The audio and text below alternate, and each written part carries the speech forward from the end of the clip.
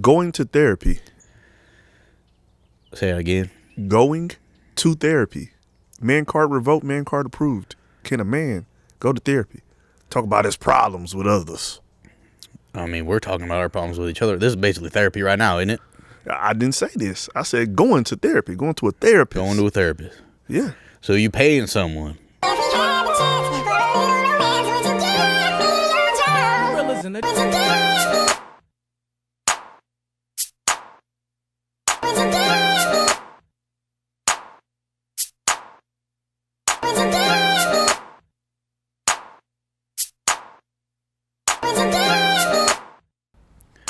All right, looks like it's on. Hold on, I'm gonna try and fade this in. Y'all hear me out there? Test, test, 1, 2. Alex, can you hear me all right? Yeah, I got you, bro. All right, brother. Hey, good to be here. Good to be the guest host today. This is Trent Drummond Thurman Jr. III. I'm in here filling in for Spenny this week. Spenny's out doing God knows what. I don't even know what that guy does anymore. But you know, I'm a long distance, you know, second twice removed cousin relative of his. So I'm just over here to fill in for him, help him out while I'm in town passing through. This is a What's Your Nest podcast. I'm Trent. This is a co-host and the founder of Ness Culture, Alexander the Great. And we're just over here to talk about all kinds of things today. Well, you know, if you've been in tune with the What's Your Nest podcast, you know that it's all about what is your nest and its different nest words, which I really like, the formula of it. So what kind of nest are we thinking of doing today, Alex? I know there's happiness, sadness, and all that type of nest, but what kind of nest would you like to talk about with your boy, good old boy Trent? Hey, Trent, I used to say this all the time, and I feel like I haven't said it in a while.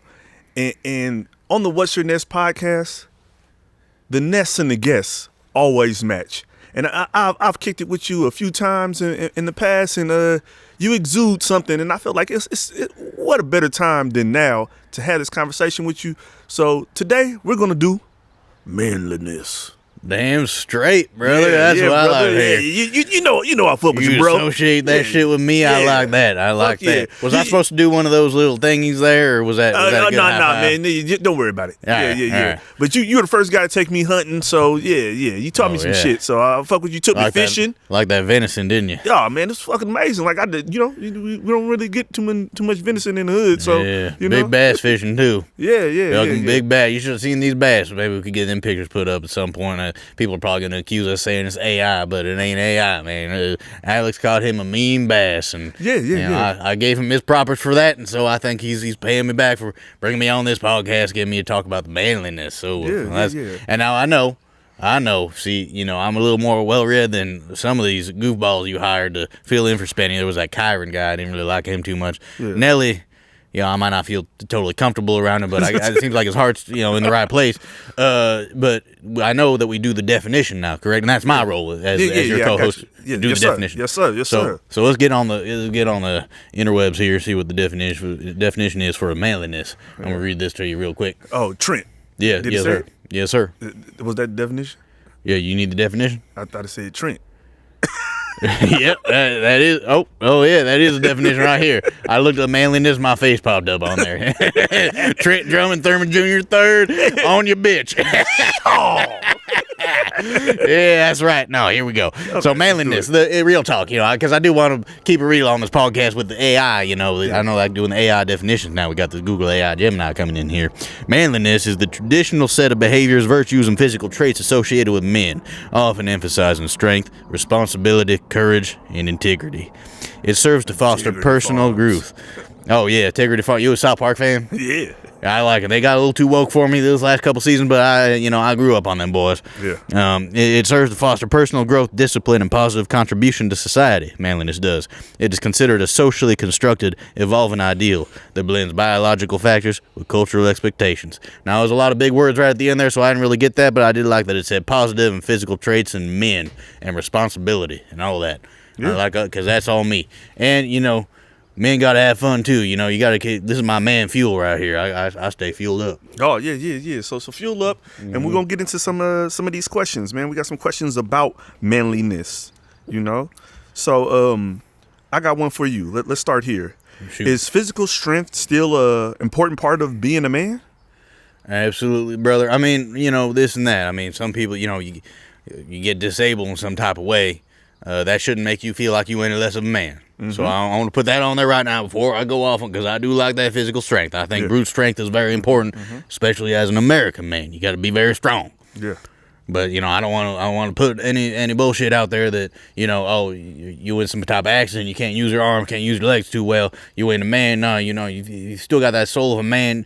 You a man. But But get her done. But if you are capable of doing so, yes, physical strength very important for being a man.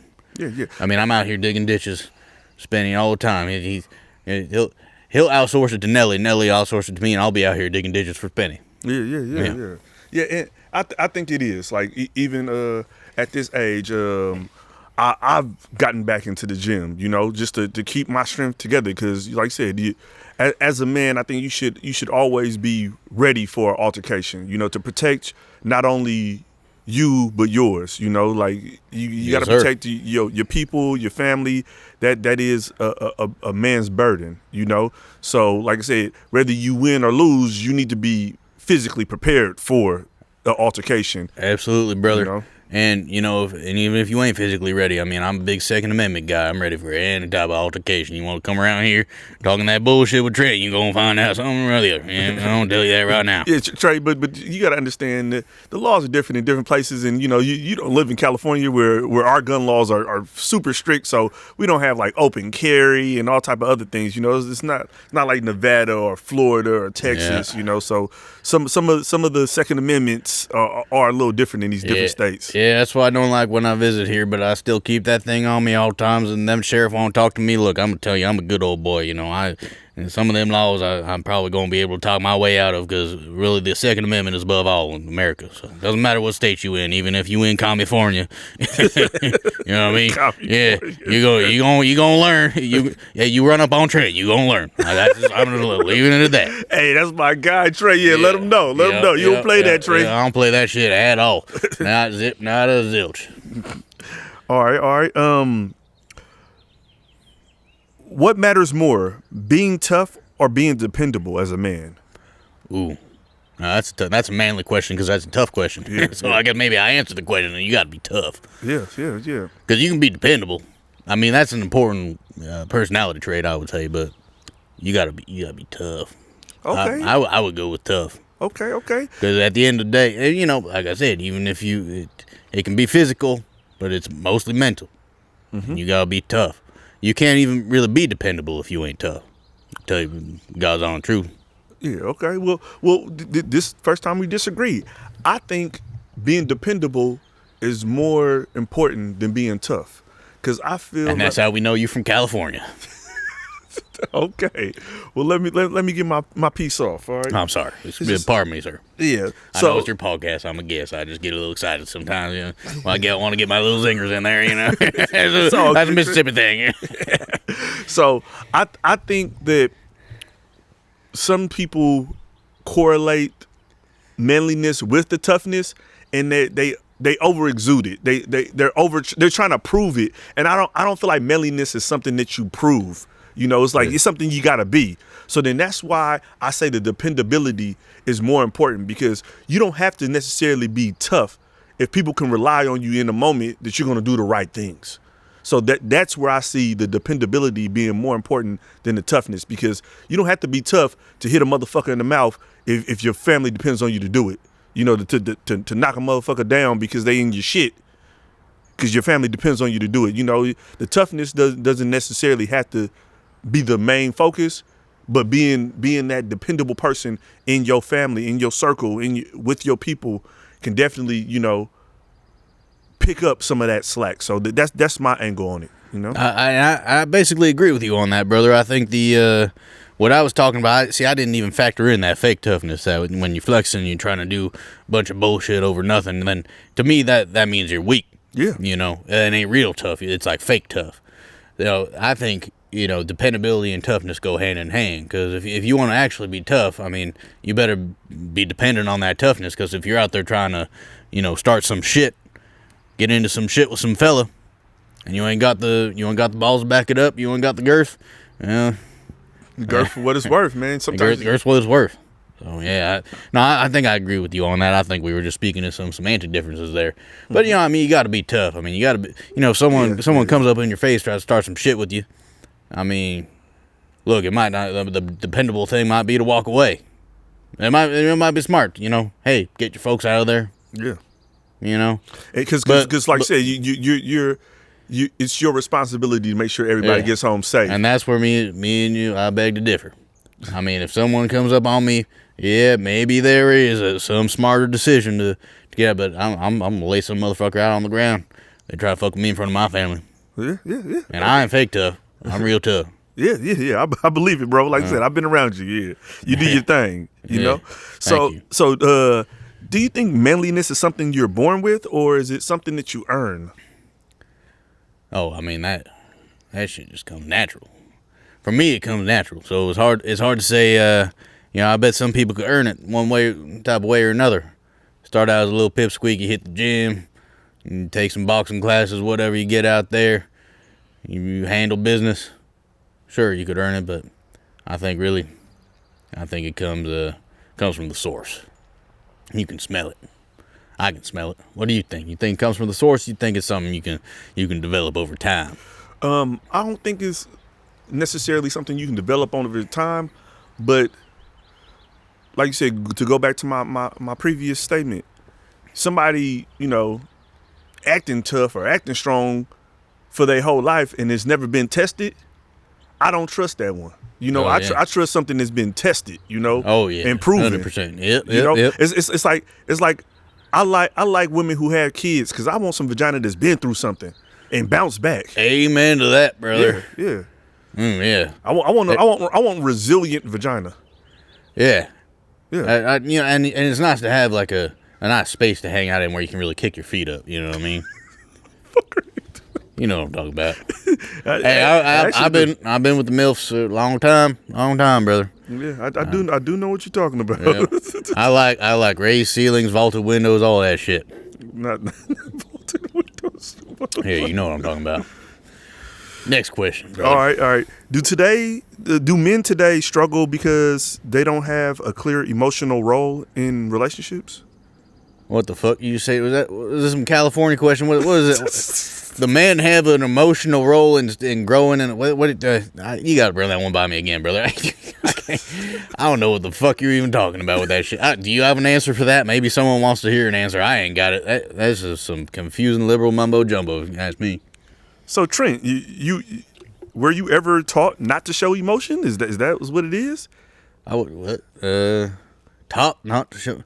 I mean, you ain't supposed to cry. Everybody knows that. Start crying, everybody think you're a bitch. People do start to think you a bitch if you start crying. Yeah. Men definitely can't cry. That's not something that we're allowed to do socially. Yeah, I show emotion though. I mean, if someone's pissing me off, hey, Skeeter, turn the grill on. Why the grill ain't on yet? You know what I mean? Y'all just show anything. I'll blow up over anything. I'm not afraid to show my emotions, but talking about crying, something like that, we don't do that around here. Well, I'm going to stay on the California questions, Trent, and I want you to try to answer this one. What was that California? I can't even remember what that one. That was so confusing what you just said to me right now. Don't even worry about it. I got a new one for you. Maybe my southern brain, now you're going to get all elitist on me with big California words and concepts, and I thought we were just going to be here talking about fucking beer and football and shit. I don't even follow football, really. I just like how we knock each other out on the field, but...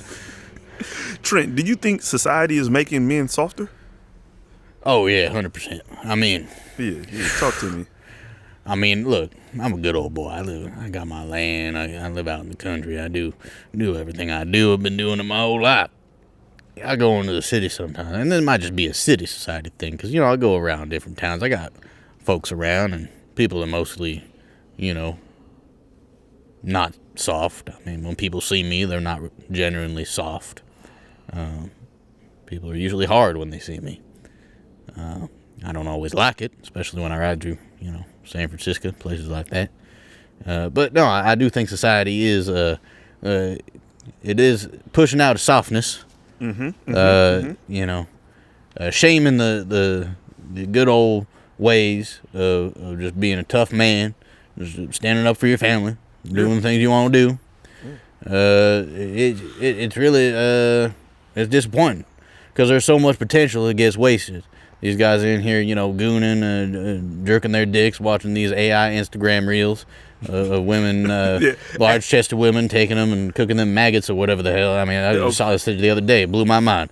I was so turned on and so terrified at the same time. It was an AI video of a woman taking a man into a old hotel and cooking him maggots and damn near showing him titty. Yeah, I was on YouTube the other day and I saw an ad for basically you download the app and you make an AI woman. You can make her exactly however you want, and this is your AI woman. And I think that shit is so abstract and weird to me. How you gonna learn to talk to a real woman? You got an AI woman does everything you want for you and doesn't even really do anything you really want. You just makes you think you is doing what you really want. Yeah. And next thing you know, you got the robo dick. Your dick ain't working. Not because of no STD or nothing cool like that. Not like a cool clinic visit that you can brag about to your friends later. Oh, yeah, remember that one time they gave me the clap? You know, nothing like that. Not the good stuff. Huh? Not the good stuff. Just a bunch of bullshit. Your dick ain't working because you're psychologically messed up because of this AI, whatever it is. So said you ain't building no testosterone messing with that app, huh? No. I mean, you do. I think technically you do build testosterone every time you jerk off, but I bet these AI apps are probably telling the man not to jerk off to get him more soft. I mean, that's what I'm seeing. Because I jerk off 3 times a day, and you know what my sperm count is? I just got my sperm tested. 258 million per load, baby. Boo! Yep. That ain't no lie. That's a real number. 258 million. I shot that right into the cup just to see how I was doing, because I'm trying to have, a couple more kids. I got about 12 kids, right? But I'm trying to hit 15. I'm getting a little older. I was trying to make sure everything's still working down there. I went 258 mil. Boom.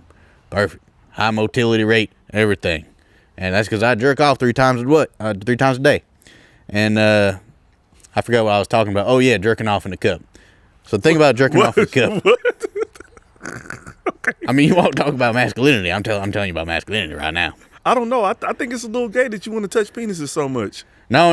It's good. See, that's the thing. That's the secret that the woke left won't tell you. Jerking off is actually good for your seminal load and your sperm count. Now, I mean, look, I've been having lots of kids, right? I actually got a few kids. Some of them are also my nieces and nephews. That's just like a cultural thing we're doing down there. Yeah. But I thought, maybe I might be, at the point where I might be shooting blanks in my life. I don't know. I ain't really been trying, but let me just go get it checked out. Yep. Got a big number, baby. Got a big number. Yep. So, do you think traditional masculinity is under attack? Or is it just like evolving into something different? Something new, something better? Whatever it's involving to, I ain't into it, brother. I'll tell you that. Really, Trent? Man, you think we're all lost? I don't think we're all lost. I don't think you're lost. You seem pretty cool. I'm not lost. I'm pretty fucking cool. Yeah. But a lot of these young men you see, I mean, I don't even know what's going on these days. These men. You know what I do like to see, though? The skinny jean trend is going away. I've seen these young, the Gen Z, Gen Alpha man hanging out after school. They all got the baggy pants again. Everyone's getting a little more baggy, a little more loose. It was skinny jeans for so long.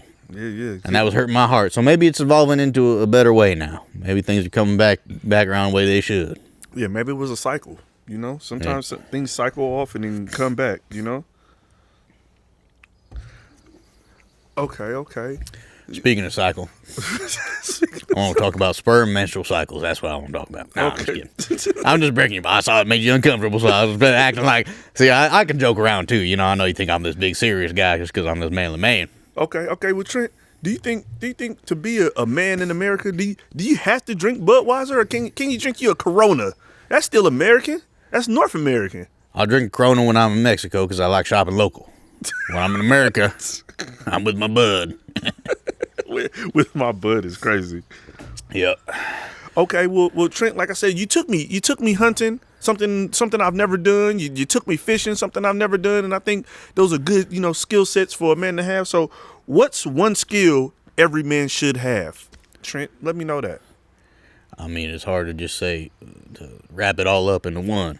So I got to think for a minute on that, but I will say one of the most important things for me, just a general principle, and it goes back to being tough. I know you don't like. I'm not talking about that fake tough. Mm-hmm. I'm talking about dependability to yourself in your own toughness. Yeah. That'd be good. A good toughness episode. That'd be a little different. I mean, we could just basically have the same conversation, but it'd be toughness instead of manliness. But we're still doing manliness. But anyways, what I'm saying is, you got to be true to your own toughness. Yeah. Whatever life throws at you, you got to be able to not give a fuck. I mean, look, you're going to give a fuck. Everybody gives a fuck. That's part of life. But you got to really know how to recognize when you're starting to give too much of a fuck, and then stop giving a fuck and crack open. They're not paying me, so I probably shouldn't even be saying crack open a friend of mine. But yeah.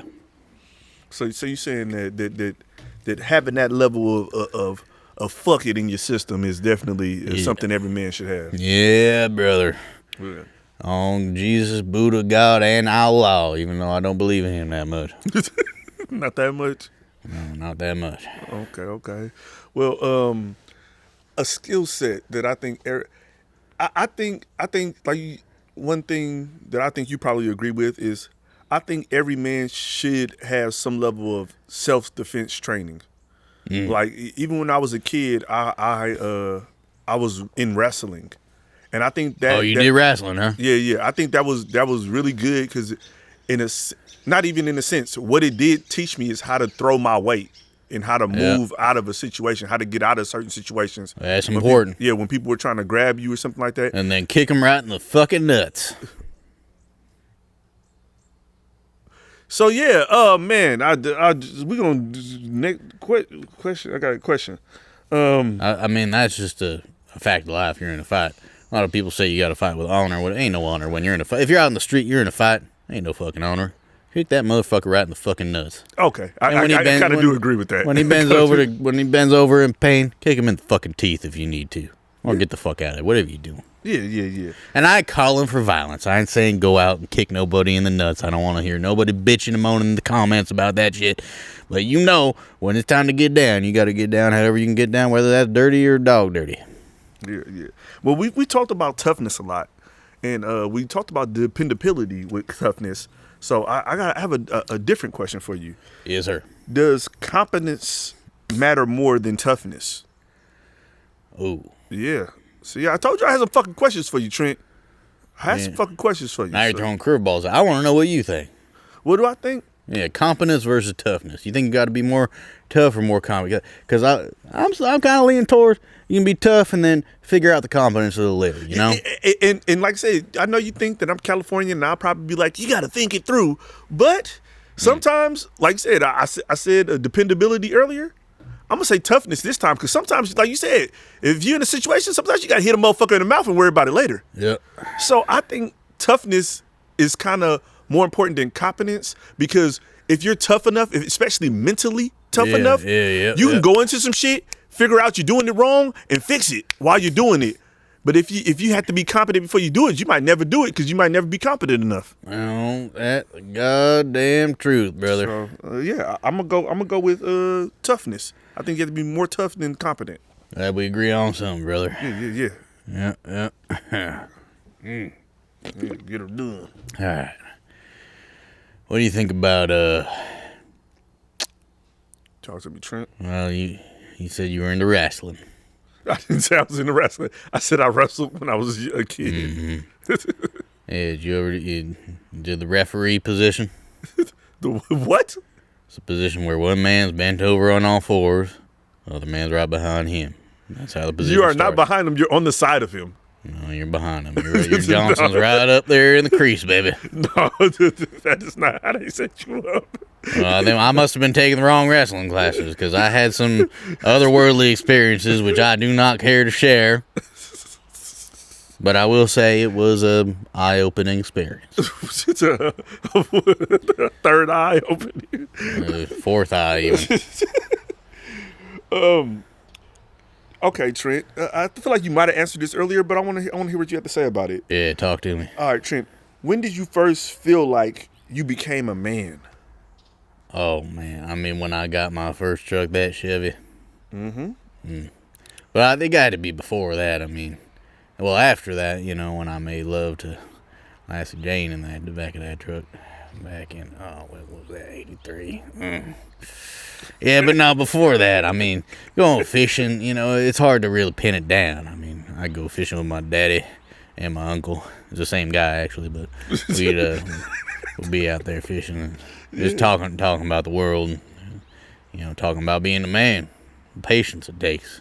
Waiting for that big bass to hook that line, and there you go.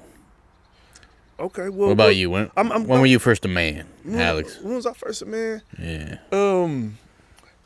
Man, it's so many layers to it, because it's like something happens in your life and you think that you're a man, and then shit happens later and you realize that now this makes me a man, or now like I still have steps to become more of a man. So I think it's kind of like autism. It's a spectrum, you know. It's certain milestones that you should reach in your manhood, you know, and you know, like you said, making love to a woman and you know, building stuff, and you know, getting your vehicle that you move around in, and paying bills and taking care of your kid, and you know, so it's a lot of levels. It's not like you get to manhood and then, you know, you're at the final level. I think it's more steps to it, you know. And even as you age as an older man, it's like taking care of them grandkids, you know. That's manly, you know. No, so, absolutely, brother. Yeah.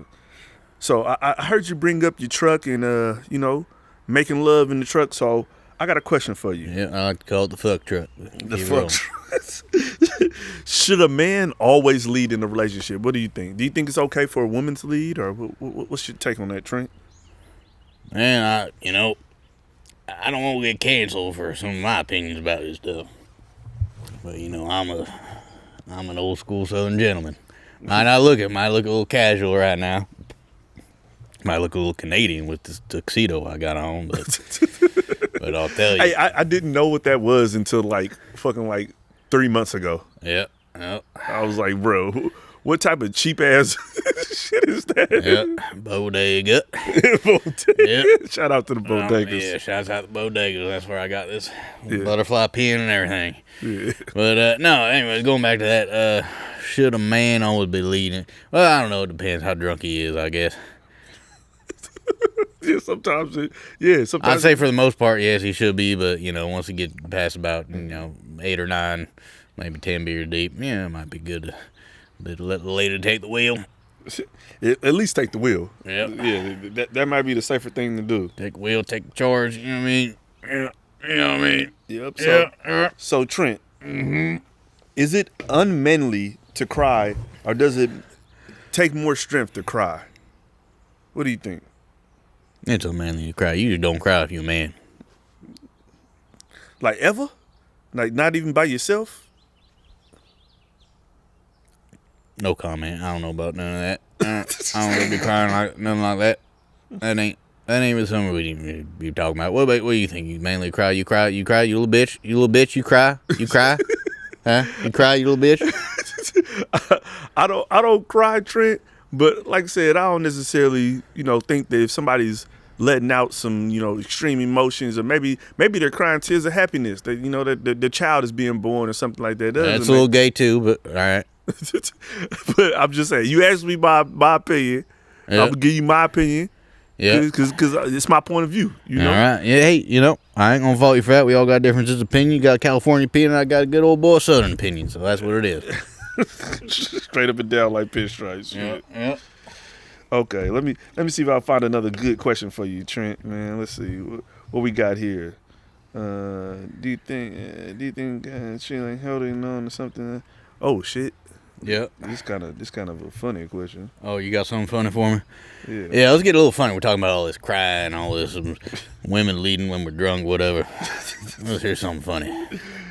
The question is actually a question you wrote. Well, not you wrote, but our producers wrote.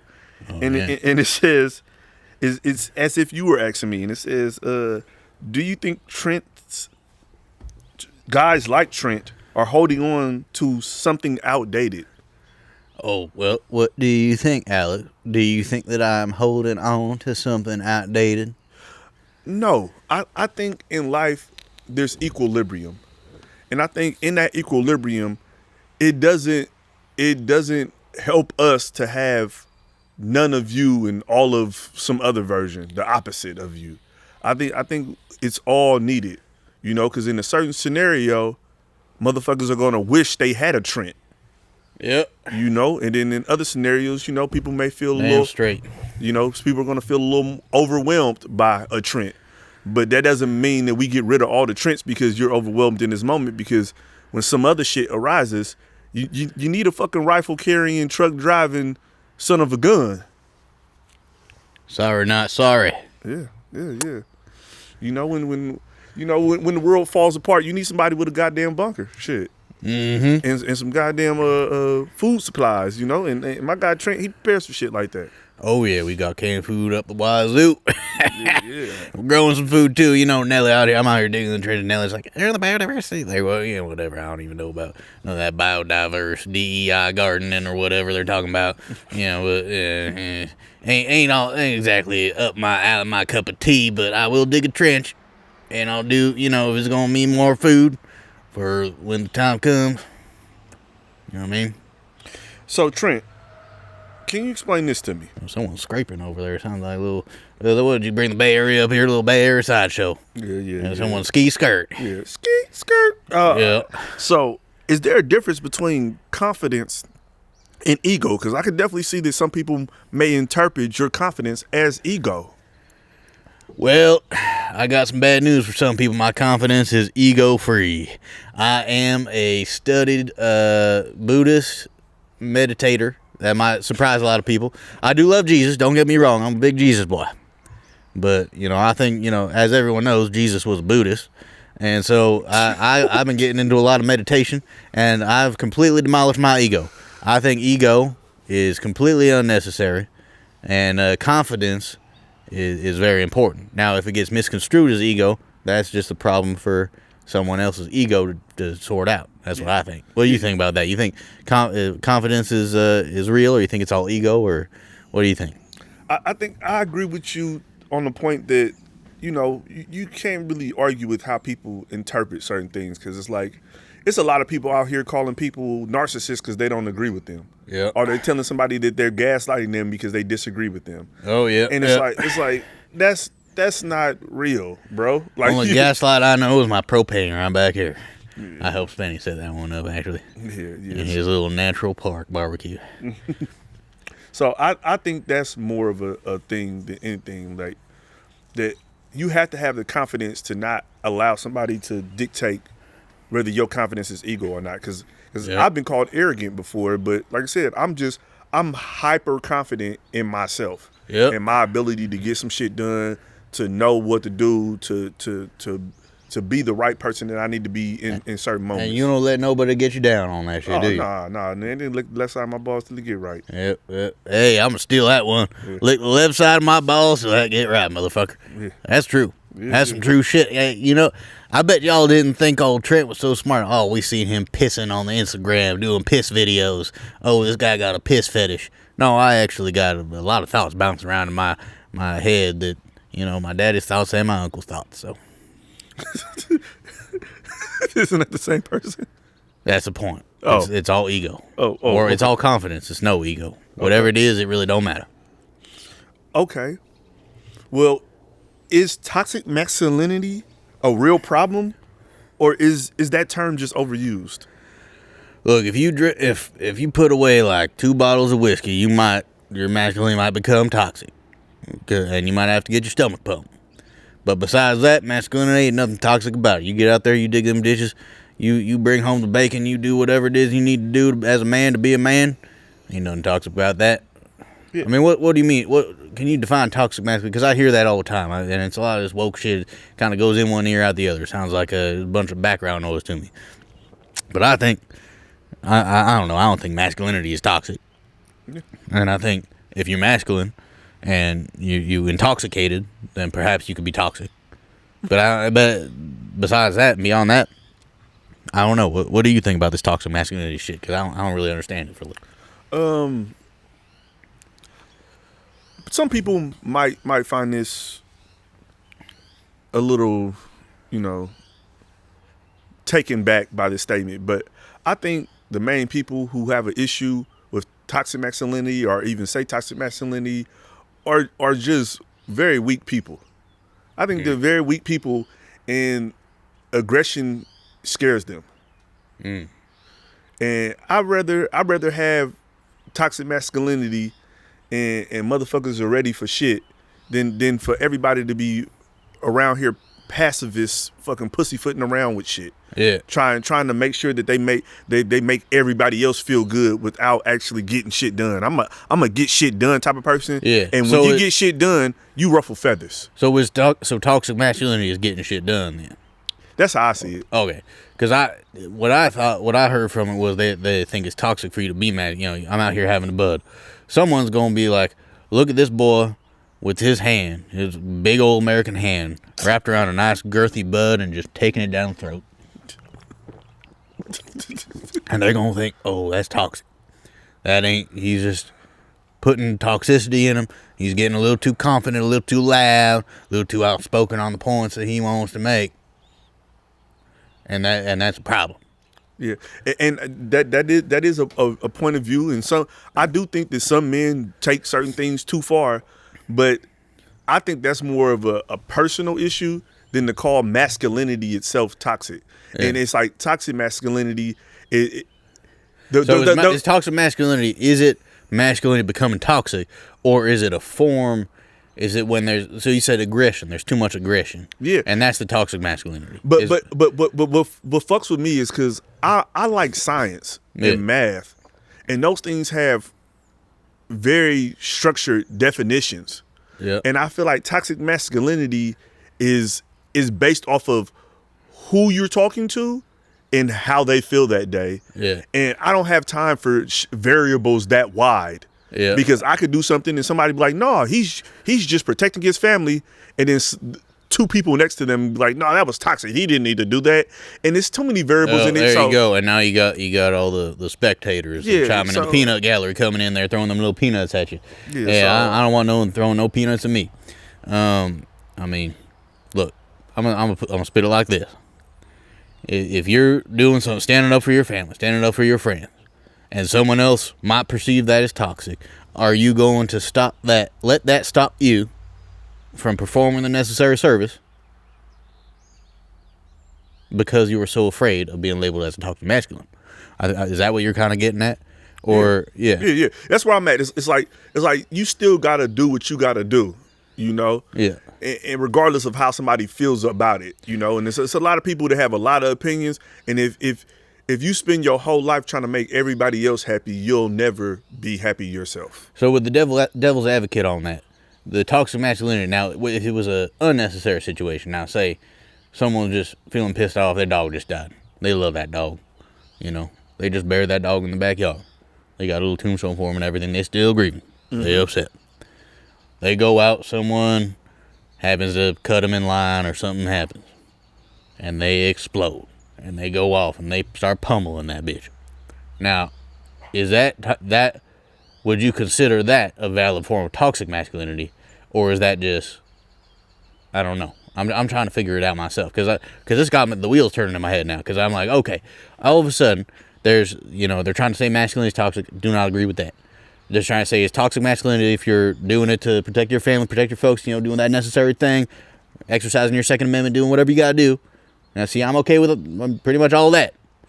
But then if it's something unleashed on some innocent people, is that still a toxic masculinity, or is that just psychosis? This is where I think the issue is if we're telling everybody toxic masculinity is bad, it's in a sense telling you that masculinity is bad, so that when somebody like that pops up, there's not enough masculinity there to shut that shit down. Because if you're a masculine, if you've been told that the masculinity is real and you have to exude it, when some shit like that happens, your first thought after accessing the situation that was an overstep is to step in yourself. Yep. So I think that we're over medicating a problem that's not necessarily a problem anymore. Yeah. So that's my view. You know, people can take it or leave it, agree with it or disagree with it. This is some real city folk bullshit. I mean, this ain't, look, if someone comes fucking my family, you know where I'm putting you. I'm putting you in the dirt. You know what I mean? Yeah, mulch. Yep. Oh, you're gonna make great compost. Yeah. I love feeding my centipedes, baby. So let's not go down that road with me. But this is some city boy shit.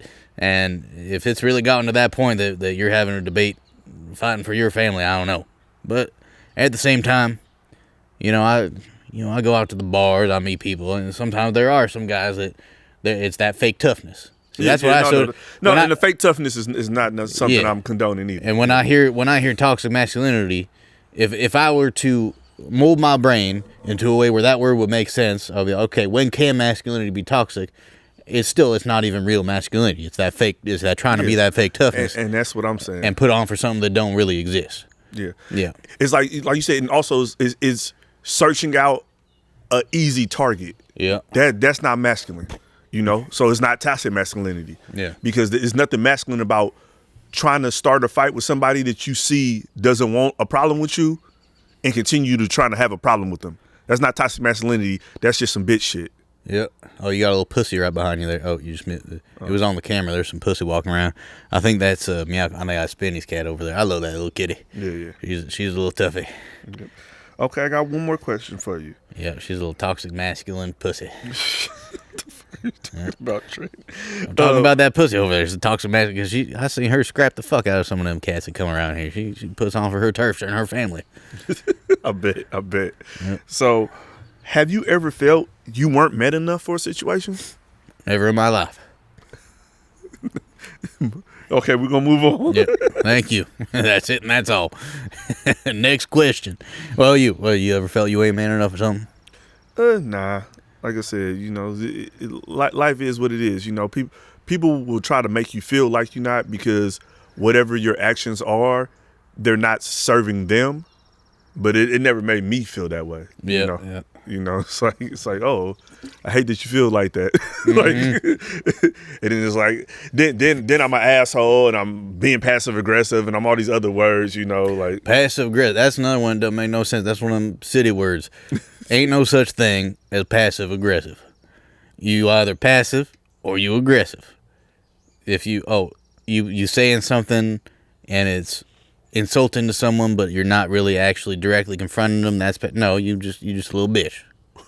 Ain't no passive aggressive. Let's stop overcomplicating this shit with all these big college words. All right, oxymorons. Yeah, for real. So let me ask you a question, man, because I'm a Californian. You from the South. Yep. If ManliNESS had a smell, what would it be? ManliNESS had a smell. Yeah, what would it be? A musk. I ain't talking about no Elon. I don't think he a man. I think he a robot. I know a lot of men. I might get in a little trouble for this day because I know a lot of men in this type of sphere where we do this podcast and talking about shit. They practically gag on that guy's cock. Look, listen to me. Not his meat. No, they love his meat. They love his musk. Look, but if you're talking about a man the Musk, not a Elon Musk, a man the Musk. Ooh. Did you just get aroused? What the fuck? Yeah, you're about to smell it in a minute, boy. I'm cooking something up for you.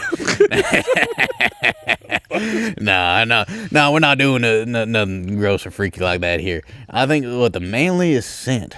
I mean, that's different. I love a good cigar. I mean, you know me, I'm a cigar guy. Mm-hmm. I like cigars. I started on these vapes to try them. The missus was like, "Oh, you might be getting some mouth cancer, lung cancer. You better switch to these vaporizers." That little pussy dick city boy shit. But I still love me a good cigar. A little cigar and a little whiskey. That blended smell. Cigar and whiskey. You spilled a little whiskey on the seat, and you smoked a cigar in the room, and it's just got that smell. That's manly smell to me. Okay. Yep. Yeah. Good Tennessee whiskey. Tennessee whiskey. It has to be American whiskey. It can't be the Irish stuff. The Irish stuff is good though. Yeah, I mean, look, you gotta give everyone their propers from wherever they at, but I like that Kentucky bourbon and that Tennessee whiskey. All right. What about you? What's a manly smell to you? What makes you, when you smell it, what makes you think, man? Like you said, I'm gonna go back to musk. I feel like that's like I wouldn't want to smell a musty woman. Yep. But a man should be doing something, and in doing stuff, sometimes you get a little ripe. And I've had a lot of women consider my ripeness some high quality pheromones. So, I like that too. So you ever do that when you get done, or maybe even a couple of days later, and you ain't really properly washed that much down there? You give it a nice little rub and man. I mean, look, sometimes mine does smell like whiskey and cigars, but sometimes it just smells like something that you can't really put into words. You know what I mean? A strong whiff. A strong whiff. Yeah, I bet you like that, don't you? You like giving me. I mean, you basically said it yourself. You like that ripe scent, that post love, making them pheromones crawling around down there. It's like its own little ecosystem.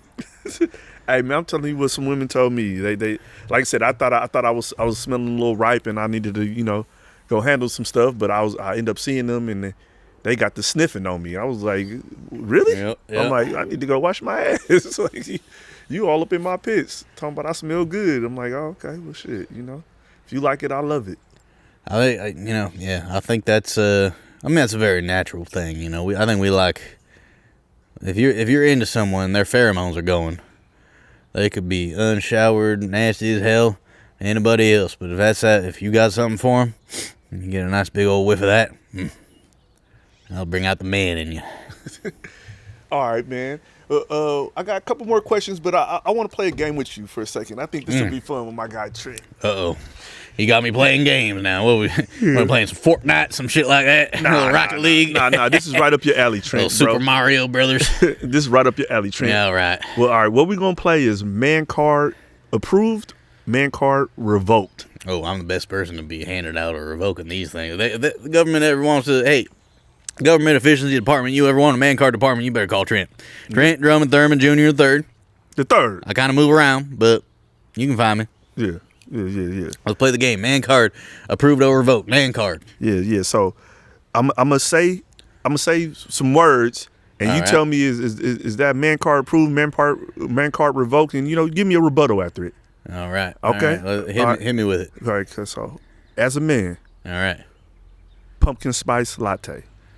That's a tough one. See that sounds like some pretty quick. I mean, that sounds like some city boy stuff. So I don't want to alienate the city boy audience on this one. That's a tough one to start with because you want me to take away a man's card just because he was drinking what some might consider to be a fruity beverage. I'm saying a lot of women love that pumpkin spice. A lot of women, you just said that. A lot of women love that pumpkin spice. Yeah. So you're saying, if you're with a woman, she's drinking a pumpkin spice, you gotta slap it out of her hand, or you gonna let her enjoy that thing? No. A man drinking a pumpkin spice latte. Oh man, you're putting me in a tough spot here. Because I'm not a man card approved or man card revoked. Man, come on, Trent. I never known you to be a pussyfooter. Well, I'm gonna need you to listen to something. Okay, and I'm not a dishonest man. All right, I don't lie on these podcasts like a lot of these so-called influencers do. Mm-hmm. So I'm gonna tell you, God's honest truth. I love me a fucking pumpkin spice latte. Oh shit! When I rolled through the city, man, my girl got one first. Okay, my girl got one. I tried to sip of hers. I was like, goddamn. That's some good shit. I mean, it's sweet, I wouldn't drink that shit every day. If you're getting up every day before work and you're not drinking black coffee, you're having a pumpkin spice latte instead. Yeah, man, card out the window. But your girl gets a pumpkin spice latte, you try a little bit of that sweet ambrosia. Ooh-wee. I'm gonna give you a pass. I'm gonna say you can still keep your man card. Just watch your consumption levels. That's what I'm gonna say on that one. And that's only because of my personal relationship with the pumpkin spice. If I never had it, I probably would have thrown it out the window because that sounds like some pussy shit. But okay, because I had it actually tastes kind of good. All right, next one. All right, throw me another one. We can jump through these. Okay, driving in a minivan. Driving in a minivan. Yeah. Oh yeah, you ever worked in the cannabis industry or, one of them industries? You ever worked in some industry where you got to move a lot of shit around? I mean, sometimes that's all you got. You got to drive in a minivan. Now, if you get all your way to get a I'm minivan. not saying a van. It's a minivan, specifically. Minivan. Like the kids are going to soccer practice. Yeah. And you want to take your kids to soccer practice. Yeah. And your wife's at work. Yeah. Your wife's busy. Yeah. She's got her mother just died. She's at a funeral. She's out of state. You got to take your little shit kid and all the friends to the soccer game in the minivan. Yeah. So now you're doing woman work. No, that ain't woman work. You look. Okay, talk to me. That's what I'm trying. So raising your kids is woman work. Is that what you saying? I'm saying you just said that she usually takes them in the van, and now you're doing her job. Because she's out of town. Well, she's out of town. You got look. Her mother just died. You got. Okay, I'm just asking, Trent. I'm just asking. Look, just giving you all the details. You can take the kids in the minivan. I ain't going to revoke your man card. If you actively choose, if you're a man. Mm-hmm. If you a single man and you buy a minivan, Now, if you're in financial hard times and the only thing in town that's available is to use minivan, see, there's a lot of circumstances with this. I can't just take away a guy's man card just because he wants a different minivan. Okay. All So right. man card still approved. You got a minivan. For the most part, if you choose, it depends on the color and it depends on how the context in which you bought it. Yeah. Okay. Yeah. All right. So next one. All right. Let's go. I'm really interested to see what you have to say about this, Trent, because right. I feel like we've talked a lot. These are fucking with me now. I'm starting to not like this game, but I'm now to keep playing it. So let's keep going. And I think this one's gonna fuck with you more. All right. You ready? Go. Yep. Going to therapy. Say it again. Going to therapy. Man card revoked, man card approved. Can a man go to therapy? Talk about his problems with others. I mean, we're talking about our problems with each other. This is basically therapy right now, isn't it? I didn't say this. I said going to therapy, going to a therapist. Going to a therapist. Yeah. So you paying someone. Yeah, to listen to you, bitch. Yeah, $100 an hour to listen to you, bitch. Yeah, like a woman. Look, you can bitch. I would say, for me, I don't feel like I have the necessary authority to revoke a man card because I go to the bar and I'll be airing out my grievances. Yeah, everyone got to air out their grievances. But that's at the bar. I'm talking about going to a therapist. Do you get your man card revoked? Because, a man's not supposed to be, he's not supposed to need that. You ever watch that? Man. You ever watch that? What's that show? One with the Italian guys, Sopranos. You ever see that guy go to a therapist? And she kind of cute. Now, is a therapist an attractive woman? It can be. And are you consistently trying to get with the therapist while you're at the therapy? Why wouldn't you? Okay. Are you?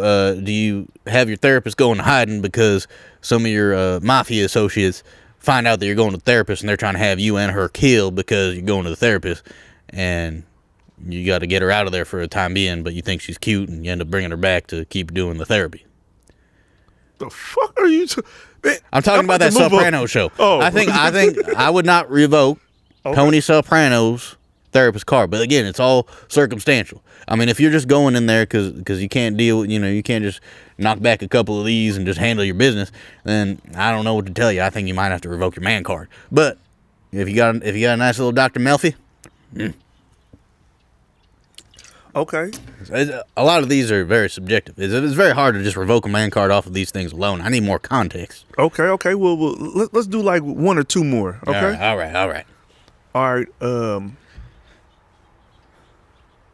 Watching a chick flick. Define chick flick.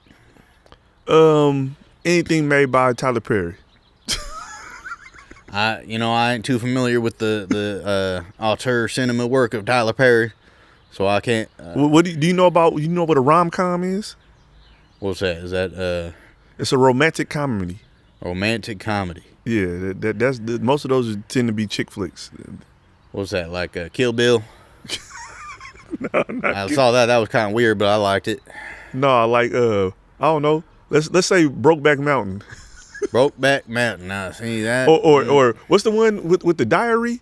The textbooks, the Notebook. Notebook. Yeah, I never seen that, but I feel like that's something you might have came across. If there's a notebook where you keeping track of your plants and your farm animals and your guns and your ammunition and your canned food, and you got a notebook, all that, no, I'm not gonna revoke your man card. If you're watching a movie about a couple people kissing in the rain or something like that, yeah, I'm gonna have to revoke your man card. Unless your girl makes you watch it. Again, if your girl makes you watch it, I might allow it.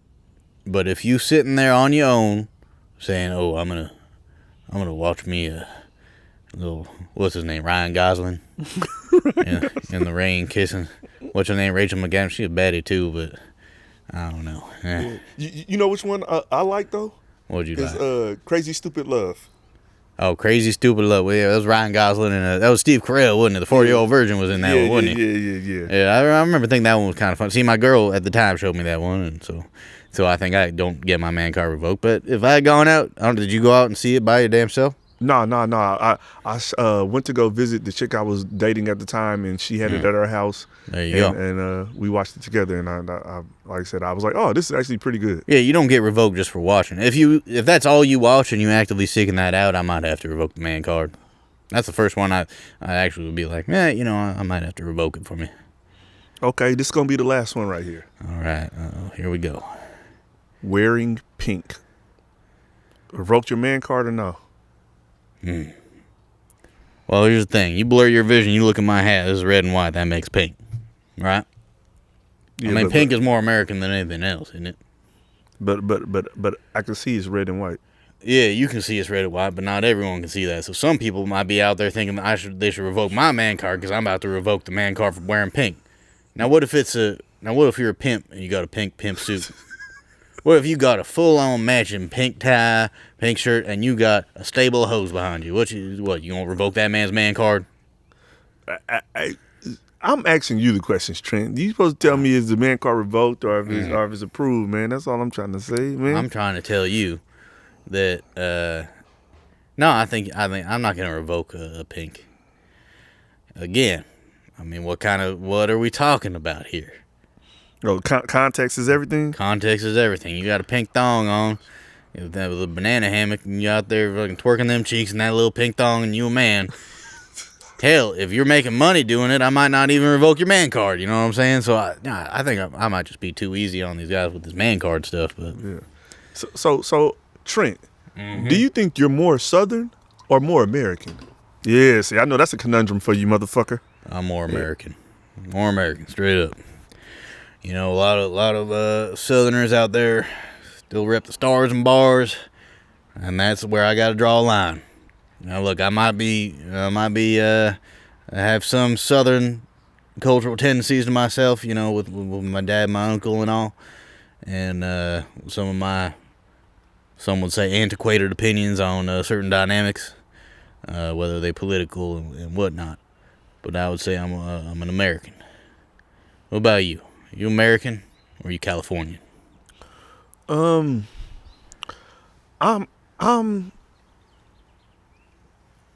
probably not native to this planet. I think I'm an alien. And Oh, hold on. not a legal one. All right, I'm a legal alien. Just wanted to clear that up. Yeah. Because there are certain things we probably don't see eye to eye on. Oh, she cracking another brew? Oh yeah, I gotta crack one just for you saying that, because that's how I feel too. I mean, I answered the question, being that I'm probably more American than Southern. Mm-hmm. But yeah, I feel like you're probably more American than Californian, but you're probably more alien than American.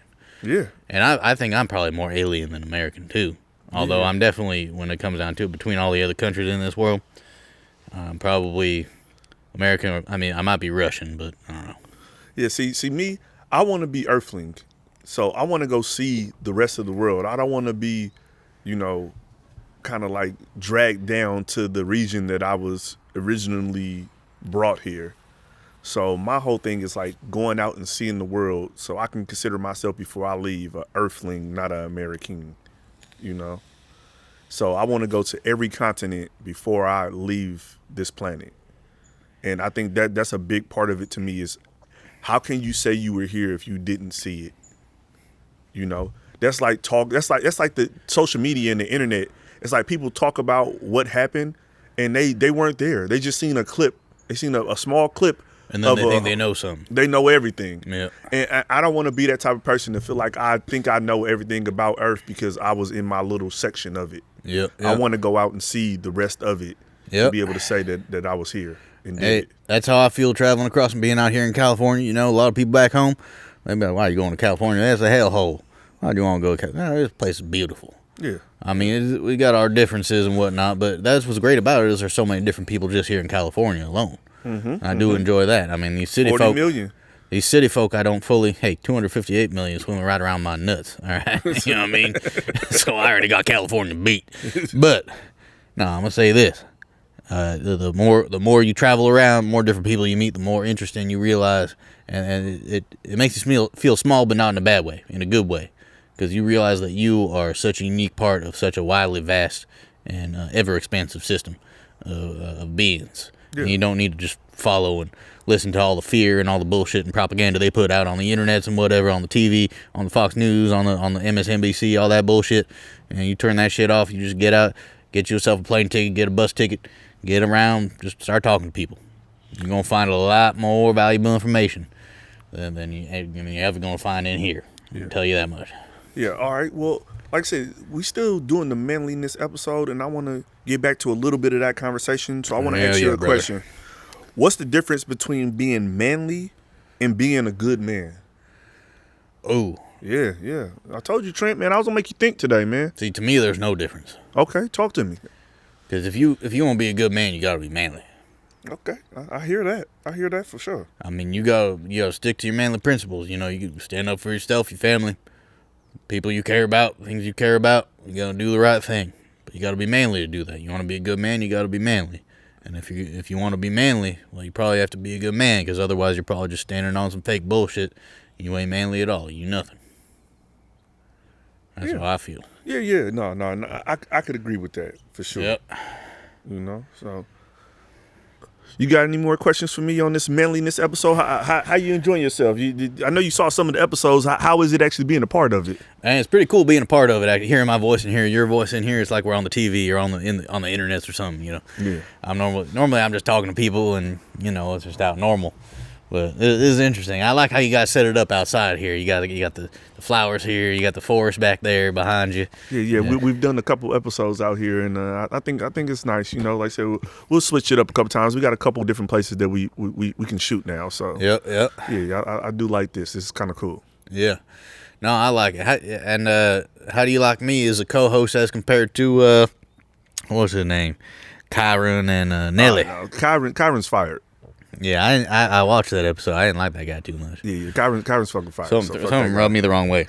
Yeah. I know Nelly personally, so I might be a little biased. Like I think that's a funny.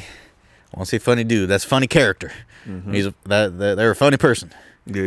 He's funny. Yeah. He's pretty funny. And really into the gardening, which I like. That's where we work together mostly, is out in the garden. Man, Nelly talked my ear off a mile a minute about, you got to plant this, you got to bury this wood, and you get the fungal networks going, you got the centipedes going over here, and you got the roller Nelly told you to bury your wood? Nelly told me to bury that, and Nelly told me that. I was like, I was damn near about to take my shirt off and give a little something. Be like, hey, hold on a minute, I'm a married man. You know what I mean? What you talking about burying my wood? You want me to bury my wood out here? No. But one time, you got the rotten logs in the back, you got the fungal networks. Okay, we're going to bury them for spinning. Yeah. Because I got to love spinning. That's a good man. I like spinning. Okay. He's a little bit of a little sweet, but whatever. Yeah. It is what it is. Well, like I said, we answered a lot of manly questions. We done a lot of manly things.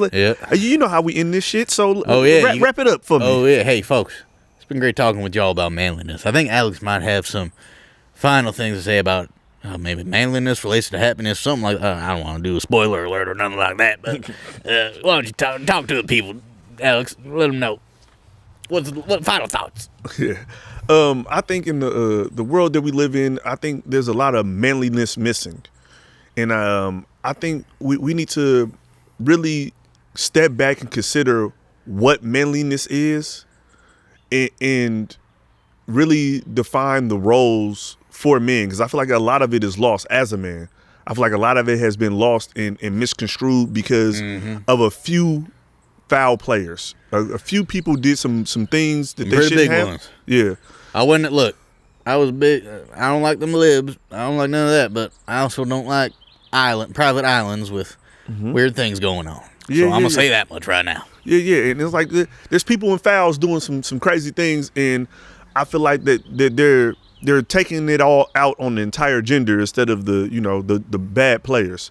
So I want men out there to exude their manliness and be confident in it.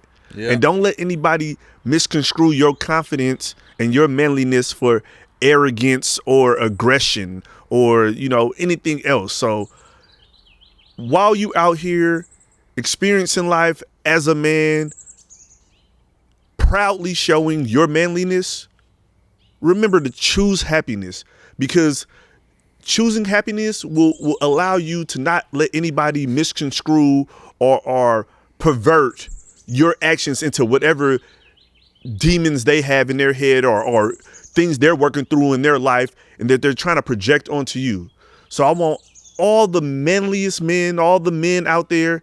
And I even want women to help men, assist men in their manliness by giving them the space to be manly. Talk to me. What you about to say, Trent? Oh, I wasn't about to say nothing. I was just queuing up for the end. Okay. But I will say, I agree that I think if you're a man, you got to be confident. Mm-hmm. And that's misconstrued with a lot of shit. We got all these looks maxing bullshit influencers. Oh, you got to get a surgery on your jawline. That's what these men are saying now. Yeah. You need to medically alter yourself to be more manly. To fix your jawline, and you need to go out and look smack, whatever all this bullshit is. Yeah. I don't pay attention to that noise. You got to get out there in the dirt. You got to dig some holes. You got to learn some skills, mm-hmm. and just enjoy yourself and enjoy the people and recognize all the different people around you and talk to them people and see how they feel and see how it feels talking to them, and just be a little more open-minded and enjoy yourself while you do it. Yeah. That's the only way to grow as a person, is get out there and just move. Mm-hmm. Yeah. And like I said, we're not advocating for no Andrew Tate fucking cults or anything like that. We just saying, as men, you have to stay confident in your manliness and don't allow anybody to knock you off your square. And in doing that, I see you finding more happiness. Yep. And this whole podcast is about everybody taking the time out their day to choose happiness. So while you're out there exuding your non-toxic masculinity, always choose happiness. From Alex Great, the What's Your Ness podcast, and Trent Drummond Thurman Jr. III, a good friend Spenny. Choose happiness.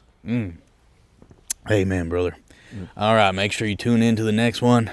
Might be me co-hosting again. Hopefully I get it in. Might be Nelly. Maybe Spain will come back. We'll see. We'll see who shows up. Yeah. But it's a lot of good people around here in this What's Your Ness world. And Alex, I appreciate you very much for having me on. Most definitely, man. I'm happy to see you again. Like I said, man, I ain't been fishing or hunting in a minute, so, man, it's good to see you, man. We're going to go out, have to go take something down, cure that meat, have a little elk salami. Oh, man, that sounds good. That sounds good. All right, y'all. Y'all have a good evening wherever you are. Remember, like, subscribe. What's Your Ness? Oh, yeah, brother. All right. I got to go take a wicked shit. I bet.